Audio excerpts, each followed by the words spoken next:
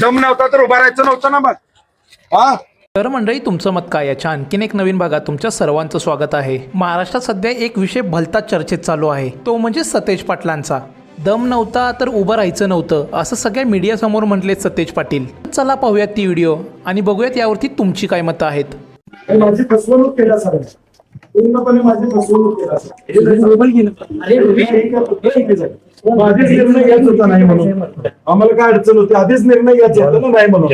नाही हे चुकीचं आहे मला, हे काय बरोबर नाही, मला मान्य नाही. आधीच निर्णय घ्यायचा होता नाही म्हणून ना, मला तोंड कशी पाडायची काय गरज.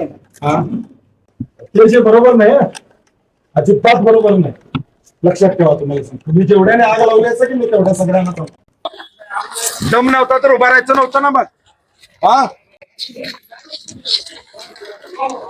मी पण दाखवलं असतं माझी ताकद. तर अक्षय थोरात यांचं असं म्हणणं आहे की महाराजांनी असं करायला नको होतं. आपण महाराज आहोत, छत्रपतींचे वंशज आहोत, असे माघार घेणे जमले कसे. तर रणजित यांचं असं म्हणणं आहे की ज्यांना बंटी पाटील चुकीचे वाटतात, स्वतःला त्यांच्या जागी विचार करा. महाराजांनी चूक केली, ती बोलून दाखवली, त्यात चूक काय. तर एटीजे यांचं असं म्हणणं आहे की रणांगण सोडून पळण्याचा इतिहास नाही, हे जे झालं त्याला काय म्हणायचं ते उघड बोलले बंटी पाटील. अच्छा ठीक आहे. तर हेमंत यांचं असं म्हणणं आहे की केवढा तो राजगादीचा सन्मान. एक गपरे, तुलाच फार कळतंय काय.